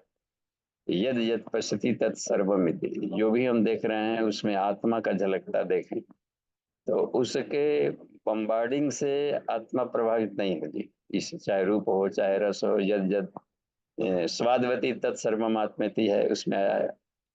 तो ध्यान बिंदु उपनिषद में सब बातों को दिया हुआ इसमें करने का। और भी देखिए उसमें यद यद शृणोति, जो भी सुनाई पड़ रहा है, तत्सर्वम आत्मेति, उसमें ब्रह्म का, तो फिर वो बिल्कुल ही निर्वाण प्राप्त कर जाता है। यानी रूप रस गंध शब्द जो ज्ञानेंद्रियों के विषय हैं, उसके बाणों से आहत नहीं होता है साधक इस आज्ञा चक्र को जगाने पर। उसको त्रिकुटी स्थान भी कहते हैं। अब सीधे देख लिया पर एक भ्रिकुटी भी अलग कर दिया, त्रिकुटी भी अलग कर दिया। निर्वाण को, त्रिकुटी को सातवां कहा, त्रिकुटी वाले को आठवां कहा, और ऊपर सहस्रार, सहस्रार कह देते हैं कि दोनों पेराइटल और ऑक्सीपिटल, ये दोनों के जो ज्वाइंट वाला एरिया है जहाँ शिखा स्थान है, उसको सहस्रार चक्र, जिसे विष्णु शिखायाम विष्णु, तो विश्व बंधुत्व की भावना देखिए यहाँ पर आ रही है। अब तो परम निर्वाण सूचक अगला देखते हैं सीधे, वहां पर व्योम चक्र वाली जो बात कही गई है, तत् नील वर्ण वाले मोक्षदाता का जालंधर पीठ समझे। नौवा चक्र 16 दल वाला व्योम चक्र, नवमम व्योम चक्रम से ही षोडश। अब 16 दल कहा गया और 16 दल वहां था पहले इसमें विशुद्धि चक्र, और यहाँ 16 दल कह रहा है सहस्रार में, जबकि सहस्र दल। तो पूरी अपरा प्रकृति से जो सारा अनंत ब्रह्मांड बना हुआ है, इनमें 16 कलाएं हैं जो प्रश्नोपनिषद में है। क्योंकि 16 कला में ही उसको पूर्ण मान लिया गया, तो इसलिए यहाँ पर 16 दल कह दिया गया। तो यानी कि पूरी अपरा प्रकृति पर नियंत्रण कर लेता है, अपने फुटने में वैसे बाहर होता है। उसके उस 16 दल के मध्य में जो पराशक्ति है, उसे संबित कहना चाहिए, उसी से आत्मबोधत्व को संबित कहा जाता है। पूर्ण गिरिपीठ में पूर्ण शक्ति का ध्यान करके साधक मुक्ति प्राप्त करते हैं। हर एक में तीनों चारों में मुक्ति मुक्ति शब्द को जोड़ दिया, अपने अपने ढंग से लाभ ले रहे। जो साधक ऊपर वर्णित 9 चक्रों में से क्रमशः एक एक का ध्यान करता है, उसे मुक्ति के सहित सिद्धियां भी मिलती जाती है। सिद्धियां माने उस पर नियंत्रण। आगे चले, अपने ज्ञान नेत्र से जो साधक कदम के गुच्छे के समान, देखिए ना कदम का गुच्छा, तो कदम का फल देखा जाए फूल वाला, तो एक गजब का रहता है, लाल भी दिखते रहता है, लाल पीला जैसा, और व्हाइट है, उसके निकले होते हैं ये तौलिए के छोटे छोटे बर्ड्स की तरह। तो उसलिए सहस्त्रदल, तो अनंत उसमें ये है, तो सहस्त्रदल चक्र की तरह कह दिया गया है, कदम के गुच्छ की तरह ऑफ व्हाइट और लिए हुए। 2 दंडों का दर्शन करते हैं, जीवात्मा और परमात्मा। द्वा सुपर्णा सविजा सखाया, और धूप छाया शब्द कह दिया गया है उसमें कठोपनिषद में, इसको पंचांगी विद्या में, कि योगी लोग उसमें देखते हैं, तो जीवात्मा और परमात्मा दोनों का दर्शन करते हैं। तो यहीं पर है। और सबसे 21वां में लास्ट है, ऊर्ध्व शक्ति निपाते न अधो शक्ति निकुंचनात् मध्य शक्ति प्रबोधेन जायते परमम सुखम, जायते परमम सुखम। तो शक्ति चालनी मुद्रा से मूलाधार स्थित कुंडलिनी शक्ति को शिव में मिलाने पर और साधक अनंत आनंद को प्राप्त करता है। तो ठीक है नितिन जी, समय ये अमन जी, तो 6 बज गया है, तो प्रश्नोत्तरी में हम लोग आए। जी बाबूजी, बहुत बहुत धन्यवाद। तो इसमें हम लोग ये देखते हैं कि राम आशीष जी का प्रश्न है बाबूजी। बाबूजी प्रणाम, आकाश का ध्यान किस समय किया जा सकता है? प्राण का संप्रेषण क्या है? प्रकाश डालें। अब देखिए उसमें प्राण का संप्रेषण, तो चक्रों में भी हम प्राण भरेंगे तो वो जागृत होगा, प्राणन की प्रक्रिया से जागृत होता है ऊपर से प्राण, और नीचे से अपान का मतलब है कि उसका क्षरण रोक करके हम वहां पर स्थिर कर दिए, नीचे से बहाव रोक दिए, और बहाव को रोकने के बाद जो ऊर्जा बढ़ी उसको ऊपर की तरफ हम डाल रहे हैं। तो प्राण का संप्रेषण माने ऊर्जा को भरना। जैसे टायर ट्यूब पंचर हो गया, तो पंचर हो गया तो हवा को प्राण मानिए, तो हवा भर दीजिए इसमें, यानी प्राण को भर दीजिए इसमें। तो किसी भी चीज में हम लोग प्राण डालते हैं, ऊर्जावान बनाते हैं, तो प्राण संप्रेषण कहलाएगा। रीकी होता है, प्राणिक हीलिंग जैसे शब्द का प्रयोग किया जाता है। रोग हो गया है तो प्राणिक हीलिंग कर दे, प्राण डाल दें, प्राण कमी थी, बिजली भर दिया तो होता है। तो किसी भी चीज को ऊर्जावान बनाने की प्रणाली को प्राण संप्रेषण कहते हैं जी। जी बाबूजी, इसमें एक प्रश्न और था इनका कि आकाश का ध्यान किस समय किया जा सकता है? हम्म। आकाश का ध्यान किस समय के? चिताकाश, बाहर का आकाश, इताकाश ही आकाश है कहीं भी। हम अभी यहाँ बैठे हैं, लेकिन इतने लोगों को बीच में हम देख रहे हैं, या कोटपट की सब की कुछ शून्य है आकाश के रूप में। तो जब भी तो ज्ञान के नेत्र से देखते हैं, देखा जाता है। जहाँ कोई चीज प्रभावित की करने लगे, अपने आप को बेचैन करने लगे, तो उसको आकाश की तरफ उसको ध्यान कर सकते हैं। वे तरंगे, वस्तु, ऊर्जा, वो भी खत्म है, सब एक यहाँ पर एक आकाश ही आकाश है। तो वो जब जब पदार्थ जगत प्रभावित करने लगे, तब तब आकाश का ध्यान करें। या हर एक के भीतर में, परमाणुओं के भीतर में इलेक्ट्रॉन दौड़ रहे हैं, दौड़ेगा तभी ना जब आकाश हो, खाली जगह। तो यहाँ पर हर जगह आकाश ही आकाश है, पदार्थ की तो कहीं सत्ता ही नहीं है। और आकाश में तरंगे रहती है, और हर पदार्थ तरंग से बना है। तो आकाश का सीमा यहाँ कुछ है भी नहीं। अहम जगद्वा सकलम शून्यम व्योम समम सदा, ये हमेशा आकाश ही रहता है, मैं और सारा संसार। व्योम समम, देख रहे ना, व्योम माने आकाश। तो इस आकाश को शून्य कहा गया। तो वो ज्ञान के नेत्र से हमेशा देखें, और प्रत्यक्ष आकाश भी देख सकते हैं हम। प्रत्यक्ष आकाश में अपने आप को, ईश्वर का पेट है, सारा आकाश ईश्वर का पेट है, और हम लोग उसमें टहलने वाले तो जीवाणु हैं, या जो खतरनाक लोग हैं उसको विषाणु कहिए। और ईश्वर अपने ढंग से उसको तीनों खाकर उसको बैलेंस करते रहता है। तो आकाश को कहीं भी अपने को, हृदय को विराट बनाना हो, तो आकाश का ध्यान किया जाता है। थोड़ा चिंतन को, आकाश में विशालता जी। जी बाबूजी। अब इसमें वीरेंद्र प्रसाद यादव जी का प्रश्न है। बाबूजी प्रणाम। अगर साधक केवल स्वाध्याय, संयम, योग साधना में निरत हो, सेवा ना करता हो, तो उसकी गति क्या होती है? कृपया प्रकाश डाला जाए। स्वाध्याय करना भी सेवा है। बाकी लोग विचार, स्वाध्याय कर रहे हैं तो अच्छे विचार बन रहे हैं, तो विचार भी इलेक्ट्रोमैग्नेटिक रेडिएशन है, आकाश में जा रहा है। बाकी लोग लूटपाट, रेप, बलात्कार, डकैती, हत्या, ईर्ष्या, द्वेष के विचार भर रहे हैं। कम से कम एक आदमी तो ऐसा है जो कि अच्छे विचार आकाश में फेंक रहा है। तो आकाश की शुद्धि कर रहा है, एक जगह पड़ा हुआ। तो संत स्तर का आदमी महर्षि रमण जैसे हो गया है, तो वो अपने विचारों से संसार को सेवा करते रहते थे, और के माध्यम से। तो वो उस ढंग से मनोमय कोष के द्वारा सेवा हुई, उसका वो एस्ट्रल बॉडी से काम कर रहा है। तो अपने आप को न माने कि जब तक से हाथ पाँव ना चलाएंगे, कुदाल ना उठाएंगे, तो सेवा ही नहीं कहलाएगा। यही सेवा है कि हम अपने माइंड को निगेटिव नहीं होने देते, और दूसरे को माइंड को भी पॉजिटिव बनाते रहते हैं। तो ऐसे पा लेगा वो, श्रमण बन जाए। तो विचार वाला और शक्तिशाली होता है।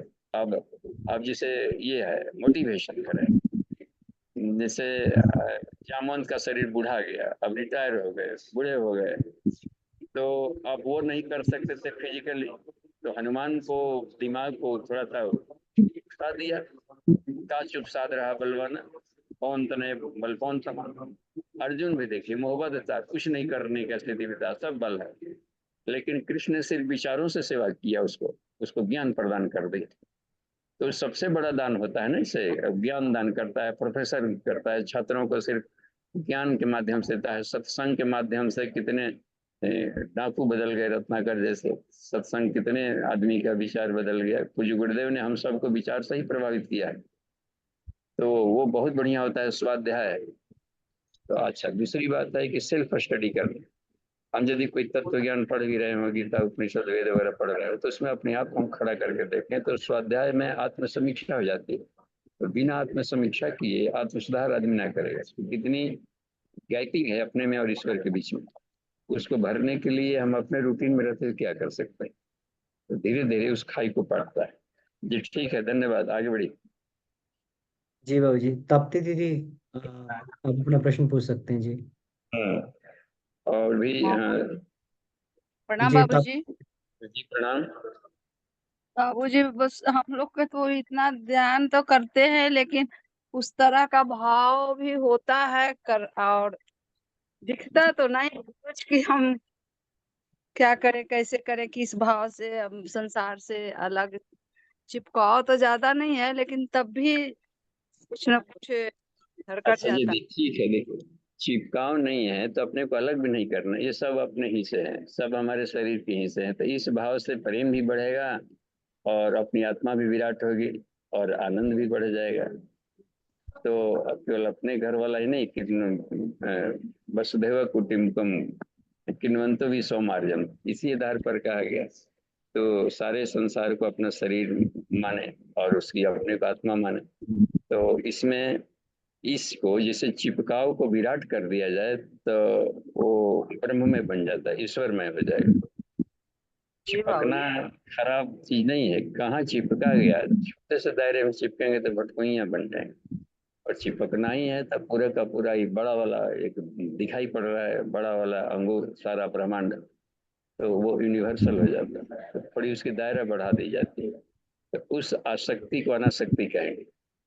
तो अनासक्ति माने ईश्वर से आसक्ति, प्रेम से आसक्ति, इतने में और प्रेम उसकी विराटता है। जी धन्यवाद बाबूजी।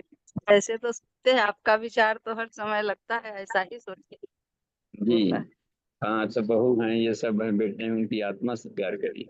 तो वो कड़वा भी बोलेंगी, कभी बात नहीं भी मानेंगी तो भी बड़ी भली भली लगेंगी हर कोई, क्योंकि हम आत्मा से प्यार कर रहे हैं, उसके शब्दों से हमको नहीं लेना देना। चलिए आगे बढ़ते हैं। अमन जी देखे तो हैंडरेज जी। भी काफी दिख रहे हैं। हाँ जी, हाँ जी, बीके पांडे जी। बाबूजी प्रणाम। हाँ जी प्रणाम, डॉक्टर साहब कहिए। बाबूजी जैसे ये भस्त्रिका प्राणायाम और नाड़ी शोधन भस्त्रिका में दोनों में क्या अंतर हो सकता है, जैसे करने पर क्या? देखिए नाड़ी शोधन भी नाड़ियों को शुद्ध करती है, भस्त्रिका हीट प्रोड्यूसिंग है। तो नाड़ी शोधन करते हुए यदि उसका एक भस्त्रिका एक क्रम होता है जिसमें कि हम कुंभक नहीं करते, तो जी भस्त्रिका को यदि प्राणायाम जोड़ दिया गया है कि तो 9 टाइम में बिना कुंभक किए हुए करें, और जो 10वीं बार है पूरा ब्रीद आउट करके लंबा हम बाह्य कुंभक में जाएं, तो अपने भीतर का स्टेम सेल्स जगेंगे, चक्र भी जगता है उसमें अपने आप से, वो भूख बढ़ जाती है, टॉक्सिन भस्म होता है भूख में। और फिर गहरा ब्रीदिंग करके 10वीं बार जब लिए तो भी गहरा हम इनटेक करके गहरा कुंभक में जाएं, तो खींची हुई ऊर्जा एब्जॉर्ब होती है पूरे बॉडी का, प्राणिक हीलिंग होता है। तो मिला करके तो भस्त्रिका के साथ प्राणायाम जोड़ दिया गया। जी तो भस्त्रिका प्राणायाम है तो हीट प्रोड्यूसिंग भी हो गया, कोपों को भी बाहर निकाला।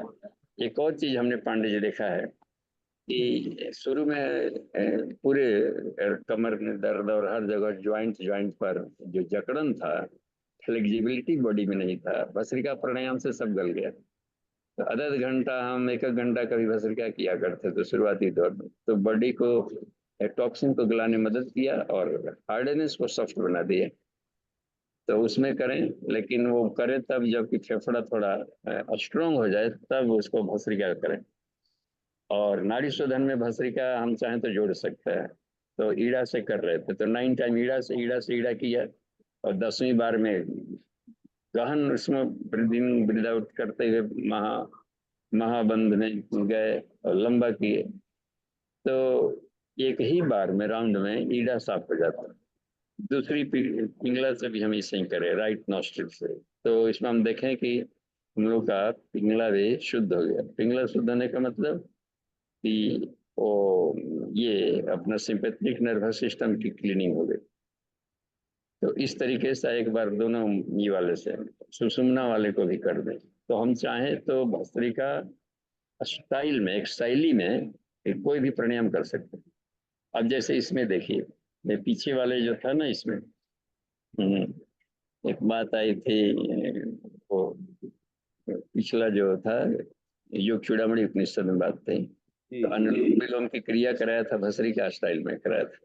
जी तो उसमें पुनः तो बाएं से खूब कर रहे थे, इसके बाद में लास्ट वाला छोड़े इधर राइट साइड में, और फिर राइट साइड वाला किए तो अंतिम बार में उधर छोड़े। तो ये अनुलोम विलोम को भस्त्रिका स्टाइल में कराया था उसमें। तो जब जैसे जरूरत हो अपने आप को कर लिया करें, इसका कोई बंधन नहीं है, लकीर नहीं है, अपने शरीर की मांग के आधार पर कर लीजिए, ठीक है। तो नाड़ी शोधन भस्त्रिका बाबूजी भस्त्रिका से ज्यादा उपयोगी होगा क्या? सबका काम होता है नाड़ी शोधन, है प्राणाकर्षण केवल प्राण भरता है, बाकी जी सभी नाड़ियों को क्लीनिंग करने के लिए ही है। जी तो जी जो नाड़ियों को साफ करे उसको नाड़ी शोधन कहेंगे, चाहे अनुलोम विलोम से करें या ईड़ा पिंगला सुषुम्ना अलग अलग क्रम से साफ करें।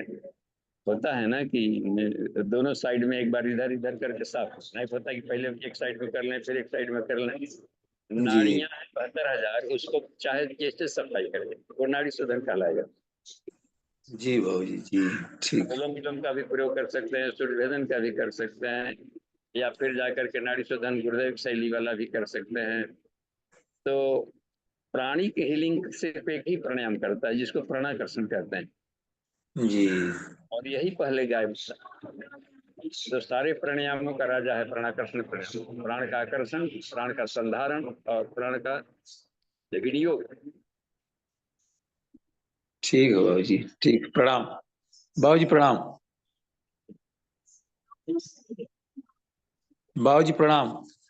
प्रणाम डॉक्टर, आगे बढ़ते हैं। जी बाबूजी प्रणाम, सुशील बोल रहा हूँ बाबूजी। ओ सुशील जी हैं, प्रणाम। हम समझे कि पांडे जी ही अब गए तो प्रणाम प्रणाम करते जा रहे हैं। ठीक जी है, वो तो प्रणाम कहा जाए। वो तो पांडे जी कर रहे थे बाबूजी। ये है कि जैसे पांडे जी का एक क्वेश्चन है, आपने कहा कि ये प्राणाकर्षण प्राण को अट्रैक्ट करके उसका विनियोग कर रहा, संधारण करता है। क्या ये प्राणाकर्षण नाड़ी शोधन नहीं करता? ये तो बोथ नोस्ट्रिल्स आप ले रहे हैं, तो नाड़ियों की सफाई प्राण को भरेगा, तो ये भी अच्छा कर सकता है। जैसे मान लीजिए कि ऐसा स्वाभाविक है अपने सुशील जी की, आदमी का कभी या तो बायां चलते रहता है या दायां चलते रहता है। जी जी जी तो उस हालत में यदि बायां चल रहा हो और प्राणाकर्षण करेंगे तो नाड़ी शोधन भी करेगा, प्राण भी भरेगा। जी जी या जी तो यदि दायां चल रहा है प्राणाकर्षण, इसीलिए हमने क्या किया कि महामुद्रा में इसी को जोड़ दिया प्राणाकर्षण। जी तो जी जी किसी किस दिन बायां चल रहा था तो भर पेट बायां की साफ कर लिया, अगले दिन देखा कि दायां चल रहा था भर पेट उसको कर लिया, और लेकिन छोड़े बाएं तरफ, इसका मतलब कि ऊर्जाई उसके रूप में कर दिया, उससे भी कुंडलिनी जगता है। इड़ा नाड़ी से छोड़ना है। हाँ, तो वो ऊर्जाई में आ जाता है। ठीक है बाबूजी। अच्छा बाबूजी, मेरा एक दूसरा क्वेश्चन है जो मेन क्वेश्चन था। अभी अभी एक साधक भाई पूछ रहे थे कि ये क्या स्वाध्याय और इससे साधना से बात बन जाएगी यदि ऊपर वाला पार्ट ना हो, तो आपने कुछ बताया था। तो मेरा क्वेश्चन इससे विपरीत है, क्या सेवा से बात बन जाएगी यदि स्वाध्याय और साधना ना हो? तो भी स्वाध्याय साधना ना करेंगे तो गलती सेवा करेंगे। जानकारी जी नहीं हो तो क्या करेंगे, गलत करेंगे। किसी सीजन में तो गलत जानकारी से गलत काम होगा, गलत करेंगे तो गलत नतीजा आएगा। तो जी जानकारी तो हर चीज में जरूरी है, जाने बिना नहीं प्रतीति। हाँ ये तो है। पहले थ्योरी तब प्रैक्टिकल। अच्छा, और जब जी यहाँ तक सेवा की बात है तो साधना जब कर ही दिए तो आत्म साधना संसार की सबसे बड़ी सेवा है, तो सबसे बड़ी सेवा तो वही कर रहा है। संसार का पूरा तो ब्रह्मांड शरीर के भीतर ही है, तो उसके सोचने मात्र से क्या कल्प हो जाएगा। श्री अरविंदो और महर्षि रमण और पूज्य गुरुदेव ये ब्रह्म बल करते थे कि ताकि स्वतंत्रता सेनानियों में से कोई मरे तो दूसरा तुरंत तैयार हो जाए पीठ पीछे, ब्रह्म बल। बाबूजी, गायत्री महाविज्ञान का एक रेफरेंस है, गायत्री महाविज्ञान का, अभी मैं उसको हम्म, पेज नंबर तो नहीं बता पाऊंगा। उसमें उन्होंने लिखा है, मैंने अंडरलाइन भी किया हुआ है कि यदि किसी भी लक्ष्य को पाने के लिए प्रचंड प्रयास किया जा रहा है तो समझ लो वहां गायत्री की उच्च शक्ति काम कर रही है। हाँ, प्रचंड प्रयास करेंगे तो अब देखिए, ईश्वर जब सर्वव्यापी है तो किसी भी फील्ड में कहीं से भी प्रचंड प्रयास करेंगे तो वहीं भी गहराई में जाएंगे तो मिल जाएगा ईश्वर। जी ईश्वर कहीं रहता कि यहाँ नहीं है वहां नहीं है, खेत में श्मशान घाट पर नहीं है, केवल मंदिर में है। अब देखिए, शिव जी ने कहा कि श्मशान में ही हम ईश्वर देखा था। तो जब सर्वव्यापी ईश्वर को सर्वव्यापी मानकर उसके अनुशासन स्वीकारेंगे तो फिर चैनल पैनल बदलने की बात ही नहीं, गहराई की बात है कि आप उसमें ईश्वर को ढूंढने में सफल हुए कि नहीं। जी ठीक है बाबूजी। जी जी ठीक है ठीक बाबूजी, है प्रणाम बाबूजी। जी, प्रणाम। और भी हैंड रेज है क्या अमन जी? जी बाबूजी, सुभद्रा दीदी का। हाँ बाबूजी प्रणाम। जी प्रणाम। बाबूजी यदि भावना से कुछ किया जाए, क्रिया नहीं कर पा रहे, या क्रिया केवल किया जाए, उसमें भाव नहीं जुड़े, क्या हम्म। ये दोनों से संभव हो सकता है क्या? हाँ, आप क्रिया कर रहे हैं और बूढ़े दादाजी और एक सेवा भी कर रहे हैं और सोच भी रहे कि बुढ़वा को अब मरी तो हमारी पिंड छुट्टी, तो क्या आप सोचिए कैसा लगेगा, कितना फायदा करेगा भैया। हाँ सही बात। हाँ तो इसीलिए हो रहा है कि कर रहे हैं और घर में भोजन बना है, सब कोई के परोस रहे हैं, आपके अपने वाला भी बैठे हैं, उसका भी बैठा हुआ है, तो उसको दे रहे हैं खराब का पीस, अब इसको दे रहे हैं बढ़िया वाला, तो ना लगेगा कि कैसा है। तो उसमें है कि समत्व भाव बने, तो भावना जरूरी है, भावना अधिक शक्तिशाली होता है क्रिया से। और यदि क्रिया ना किया जाए, भाव अच्छी हो, तो क्या इससे हो सकता हाँ है? तो वो बढ़िया है, वो भावनाओं से सेवा कर रहा है, विज्ञान में खुश है। कोई बेचारा बिछावन पर पड़ा हुआ है और हाथ गोड़ काम नहीं कर रहा है और तो उसमें चल फिर नहीं रहा, अस्पताल में पड़ा है, तो केवल हृदय से प्यार देकर काम कर लेगा, जिसे कि स्टीफन करते थे, होता है ना हॉकिंस, और उस समय उसके सारी काम बंद कर दिया, कुर्सी पर बैठे हुए यूनिवर्स का पूरा अपना ज्ञान दे रहा था। देखिए कितना बढ़िया है, सारे वैज्ञानिक उसको किसी तरह टांगे हुए थे, तो वो सबसे बड़ा ऊंचा होता है। भीष्म पितामह सर से पर पड़ा हुआ है, कुछ काम नहीं कर रहा है, फिर भी कौरव पांडव के लोग जाकर को धर्म की ज्ञान जानकारी दे रहे थे, ज्ञान दे रहे थे। तो सबसे बड़ा काम होता है वही भाव संपन्न बनाना, भावनाओं के द्वारा ही बात बनेगी। अब तो प्रज्ञा अवतार आत्मीयता से भी काम करेगा, प्यार से अपना आदमी बाबूजी, थैंक यू। देता है, और विचार भाषण देते रहेगा, युग ना बदलेगा, प्यार से युग बदल देगा। अब गुरुदेव हम लोग को क्या दिए हैं? खाली प्यार दिए हैं, जिसके बल पर हम रात दिन उनके लिए मरते रहते हैं। ठीक है, जी जी, प्रणाम बाबूजी, थैंक यू। प्रणाम। जी रामाशीष पांडे जी। जी जी बाबूजी प्रणाम। जी प्रणाम।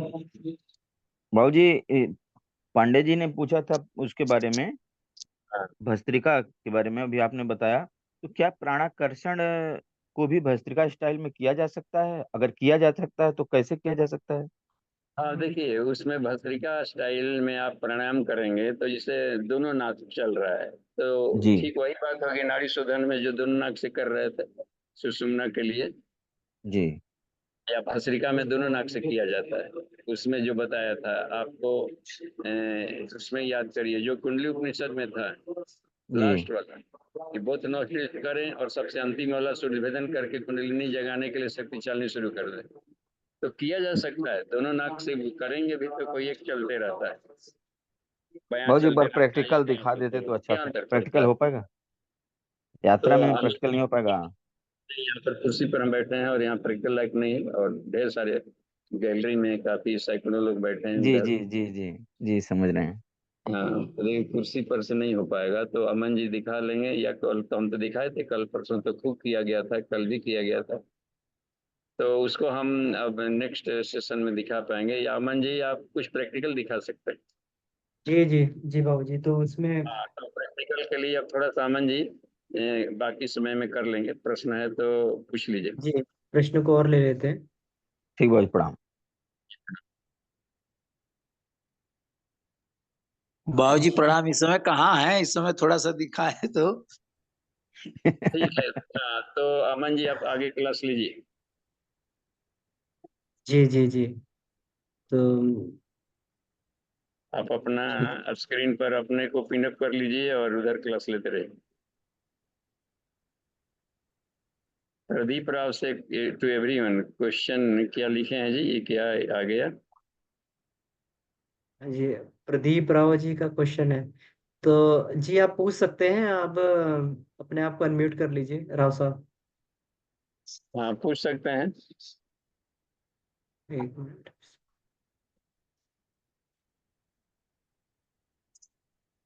जी राव साहब अपने आप को अनम्यूट कर लें जी। जी बाबूजी सादर प्रणाम।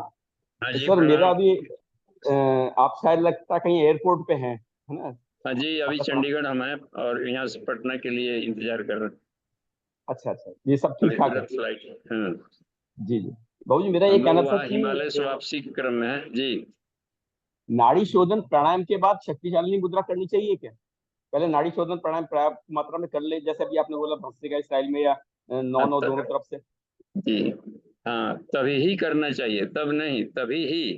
क्योंकि जब सुषुम्ना चलने लगे, सुषुम्ना में सारे कुंडलिनी के चक्र आ जाए और इसमें शक्ति चालनी किया जाता है चक्रों से कुंडलिनी शक्ति को ऊर्ध्वगमन करने के लिए।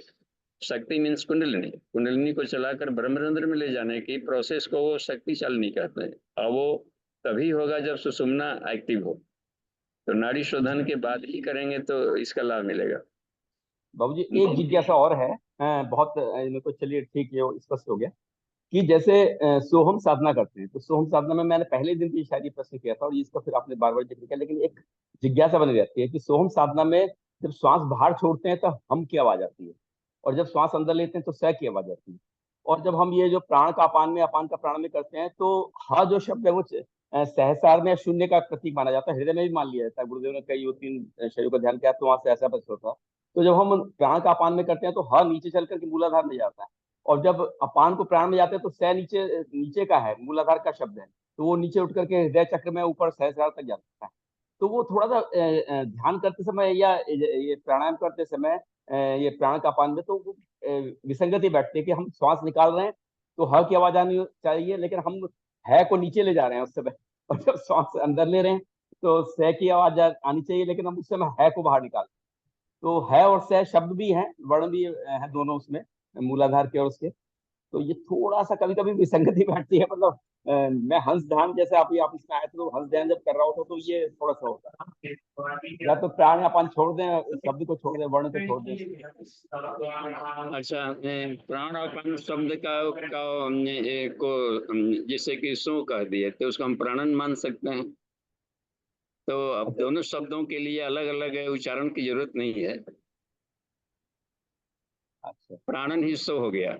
सो माने होता है ना परमात्मा के भीतर श्वास गई, तो श्वास को जाना कि प्राण ऊर्जा जा करके अपान की तरफ जा रही है, अपानन कर रहे हैं, कुछ ऊर्जा को जागृत करके या बाहर भी निकाल रहे हैं हम, तो वो यहाँ से प्रोजेक्शन करके मूलाधार से सीधे हम ब्रह्मरंध्र में फेंके सहस्रार में, तो भी वही अपानन है।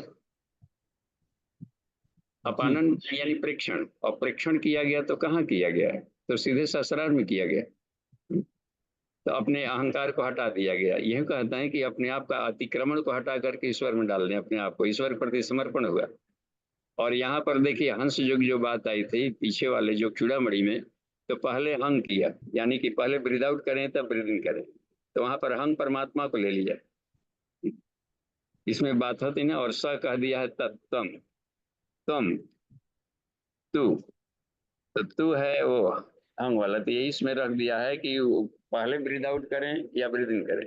भाव होना चाहिए कि अपना रूपांतरण हो रहा है, हमारी क्षुद्रता महानता में बदल रही। तो आवाजों को भी बिल्कुल बंद कर दें तो साधक सविता एक, जब गुरुदेव ध्यान लगवाते हैं तो साधक सविता एक करते हैं, तो एकत्व का ही सोहंग कहते हैं। वहां सोहंग सोहंग का नाम और सोहंग साधना करवा रहे हैं, लेकिन सिर्फ बोल रहे हैं ये साधक सविता एक। तो हम मेडिटेशन में जहाँ दोनों जुड़ते हैं, एक करते हैं, जीवात्म परमात्मा संयोग हो, तो सोहम साधना है। जरूरी नहीं कि हम सांस पर ध्यान दें। भाव से, हाँ भाव से एकत्व चाहिए, बस वो एकत्व को ही सोहम कह दिया। जी जी। और जी थोड़ा सा एक है कि ये हर चक्र पे हो सकता है और स का मिलन, प्राण अपान का मिलन हर एक चक्र पे चक्र हो में हो सकता है। सकता है कि जैसे पृथ्वी में हो रहा है तो मैं ही पृथ्वी तत्व हूँ, मैं ही जल तत्व हूँ, या फिर जाकर के अन्नो वही ब्रह्म, प्राण वही ब्रह्म, मनो वही ब्रह्म, इसमें होता है ना विज्ञान में ब्रह्म, ये सब बात बनती है, आनंदो वही ब्रह्म। तो यही तो है भृगुवली में आता है, जिसको तीसरे वाले चैप्टर में आनंद में कोश में इन्होंने लिखा है, या उसमें ब्रह्मानंद बल्ली है जो। तो सब में अपने आप को एकत्र करें, मैं ही पृथ्वी में हूँ, पृथ्वी में हूँ, पृथ्वी नहीं हूँ लेकिन पृथ्वी में हूँ, बस शरीर नहीं हूँ लेकिन शरीर में हूँ, कण कण में। तो इस तरीके से एकत्व आई, तो हर जगह सोहम सोहम है। यहाँ पर एको ब्रह्म द्वितीयो नास्ति सर्वम खलु इदम ब्रह्म का जो यदि बुधत हो गया तो ये सोहम पक गया, बस। Thank you very much sir, thank you sir जी। हाँ सादा ठीक है, अमन जी अब क्लास लीजिए, थोड़ा प्रैक्टिकल करा दीजिए। जी बाबूजी। तो इसमें जी अपने को स्क्रीन पर लाइए, मेन पिनअप कर दीजिए। हाँ भैया, इसमें आप क्या पूछ रहे थे? कौन सा प्रैक्टिकल आप इसमें पूछना चाह रहे हैं विशेष? राम आशीष भैया, आप अपना हैंड रेज कर दे, मैं आपको अनम्यूट कर देता हूँ।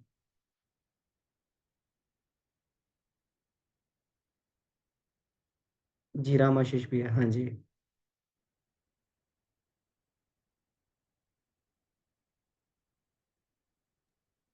भैया प्रणाम। जी भैया प्रणाम। हाँ, ये कह रहे थे कि जैसे भस्त्रिका स्टाइल में प्राणाकर्षण करना हो तो कैसे किया जा सकता है, हो सकता है या नहीं? हाँ, तो भस्त्रिका स्टाइल में हम लोग प्राणाकर्षण करते हैं तो वो नाड़ी शोधन के क्रम में ही आ जाता भैया, है ना? उसी में हो जाता है ना? जैसे एक उसी बार में। बाएं से किए, एक बार दाएं से किए, और हाँ एक हाँ बार हाँ। दोनों से जब करते हैं तो वो प्राणाकर्षण में आ जाएगा। हाँ, वो नाड़ी शोधन में आ जाएगा। वो नाड़ी शोधन में आ जाएगा भैया, है ना? तो उसमें जो है, क्योंकि इसमें तेजी से आप तीव्रता से प्राण को ले जा भी रहे हैं और बाहर छोड़ भी रहे हैं, है ना? तो जी। वो हमारा जो है शोधन क्रम में आ जाता है, जब दोनों नाड़ियों को इकट्ठा साफ करते हैं। अच्छा, जी। तो प्राणाकर्षण को मतलब अस्थाई ही किया जा सकता है, हाँ, उसमें प्राणाकर्षण को जो है, जब हम लोग प्राण का तीव्रता से संप्रेषण, नहीं। हाँ, तो उसमें जब हम लोग ये करते हैं, प्राण का संधारण करते हैं, तो हम्म। ध्यानात्मक स्थिति में जाके ही उसको किया जाता है ना? उसमें एक एक रोम में प्राण को आप भर रहे हैं, वहाँ पे संवर्धन कर रहे हैं, वहाँ पे संकल्प बल को बढ़ा रहे हैं, ओजस तेजस वर्चस्व का जागरण कर रहे हैं। तो वो ध्यानात्मक स्थिति में जाके उसको जो है करते हैं। तेज तेज करेंगे तो वो वहाँ की सफाई करेगा, जी, क्योंकि इसमें ध्यान नहीं गुरुदेव, बन पाएगा। हाँ, क्योंकि इसमें गुरुदेव ने बोला है ना कि अगर प्राण को, अगर हम लोग ये भाव कर रहे हैं, अगर अंदर धारण कर रहे हैं और तुरंत फिर छोड़ दे रहे हैं, है ना? जी। तो वो फिर अंदर रुकेगा नहीं। कम से कम कुछ तो आपको रुक के वहां पर ये भावना करनी होगी कि हम उसका जो है उसका संधारण कर रहे हैं प्राण का, उससे ओजस तेजस वर्चस्व का जागरण कर रहे हैं। तो इतना सोचने के लिए तो रुकना ही पड़ेगा, और जी रुकना जी पड़ेगा तो फिर रुकने वाले स्टाइल में आ जाएगा वो। जी, यही क्लियर करना चाह रहे थे। जी जी जी। जी जी भैया और प्रणाम। क्रिया तो क्लियर है ना आपको इसकी? हाँ हाँ हाँ। जी। क्रिया तो बाबूजी ने कई बार कराया है। ठीक है ठीक है ठीक। ठीक है। ठीक है, जी तो प्रणाम। इसमें जी प्रणाम भैया। और समय हो गया है इसमें, तो हम लोग इसको एक बार देख भी लेते हैं क्रिया को, जो बाबूजी इसमें करवाते हैं भस्त्रिका स्टाइल में नाड़ी शोधन कैसे करते हैं। 1 मिनट है, 1 मिनट में हम लोग देख लेते हैं।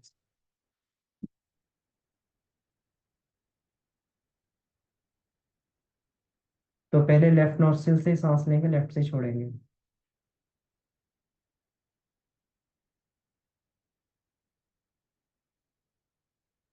तो इसमें पास में कोई कपड़ा वगैरह रख लें, तो उसमें जो है अगर वो हो तो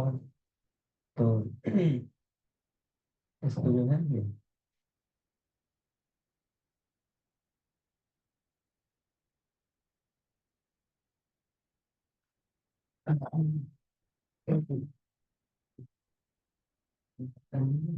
ठीक है। सब इसको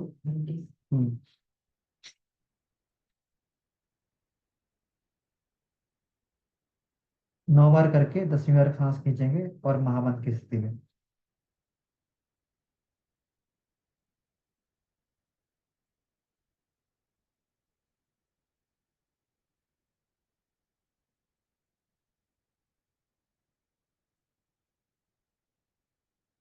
छोड़ने के बाद महामंत्र।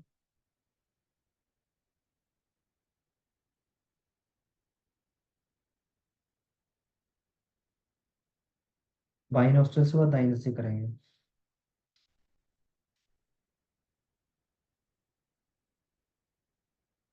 9 बार खींचने छोड़ने के बाद में 10वीं बार खींचेंगे महामंत्र।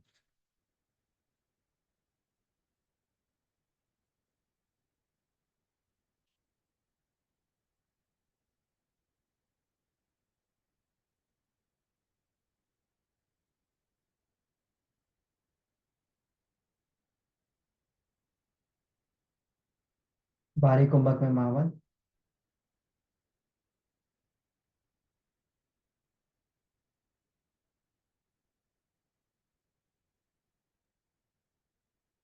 दोनों नासिका से।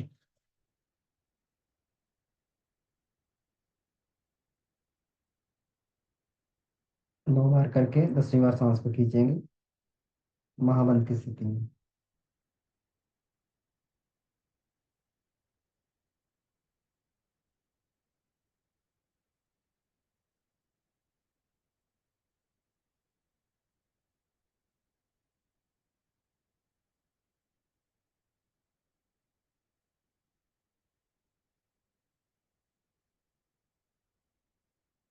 तो इस तरीके से हम लोग ये क्रिया कर सकते हैं भस्त्रिका की नाड़ी शोधन के साथ में। तो जहाँ पर प्राणाकर्षण की बात होती है वहां पर रुक के मेडिटेशन में जाना पड़ता है, ध्यान में जाना पड़ता है, तभी जो है ये करते हैं। तो ठीक है, समय हो गया है, आइए शांति पाठ करते हैं। आज की कक्षा को यहीं पर विराम देते हैं। बाबू जी को बहुत बहुत धन्यवाद। यात्रा में रहते हुए भी उन्होंने जो है इस कक्षा को लिया और हम सभी का मार्गदर्शन इसमें किया जी। किरण दीदी को वाचन के लिए धन्यवाद। सभी साधकों को धन्यवाद प्रणाम करते हुए आइए परम पूज्य गुरुदेव, वंदनीय माता जी, सभी ऋषि सत्ताओं को धन्यवाद देते हुए आज की कक्षा के लिए शांति पाठ। ओ